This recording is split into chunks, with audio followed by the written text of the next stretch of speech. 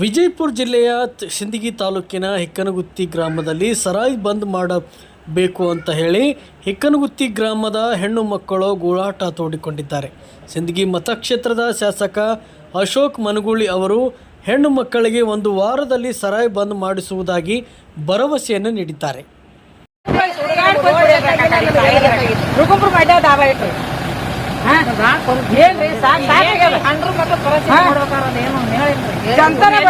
ಕಣ್ಣಿ ನಿಂತಿಲ್ಲ ಹೊಟ್ಟಿಗೆ ಅನ್ನಲ್ರಿ ನಮಗ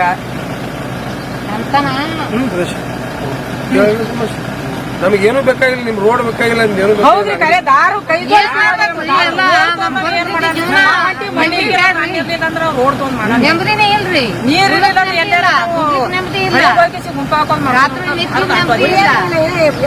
ಏನ್ರಿ ಎಷ್ಟು ಸಾಕಾಗ್ಯದ ನಮಗ್ ದಾರದು ಅಷ್ಟು ವಾಜ್ಯ ಆಗ್ಯದ್ರಿ.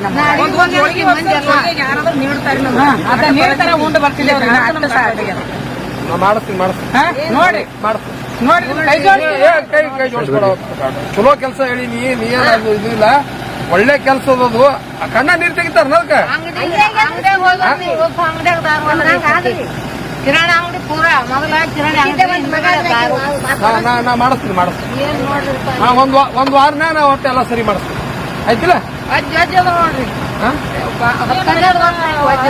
ತೊಗರಿಲ್ರಿ ಮನೆ ಬಾಂಡ್ಯಾಗ ಅಂಗಳ ಸೇರಿ ಮಾತ್ರ ಕುಡಿತಾರಿ. ಬಿಡಿಸಲ್ ಬಾಳೆ ಹೊಡ್ಲಿಕ್ ಬರ್ತಾರ. ನಾವೇ ಸದ್ಯ ನಾವು ರೋಡ್ ತೊಗೊಂಡು ಏನ್ ಮಾಡಂದ್ರಿ ನಾವು ನಾವೇ ತಿರುಗಾಡಂಗಿಲ್ಲ. ನಾವು ರೋಡ್ ನನಗ ಅವ್ರ ಒಂದ್ ವಾರ ಟೈಮ್ ಕೊಡ್ರಿ, ಒಂದ್ ವಾರನ ನಾ ಎಲ್ಲ ಮಾಡ್ತೀನಿ. ಮಾಡಿಸ್ತೀನಿ. ಏನೋ ನಿಮ್ ಹೆಸರೇನ? ಇಲ್ಲ ಅಡ್ಡ ಹೆಸರ ಎಲ್ಗೊಡ್ರಿ ಮಾಡ್ತೀನಿ. ಒಂದ್ ವಾರನ ಸರಿ ನೋಡ್ರಿ ನಾವು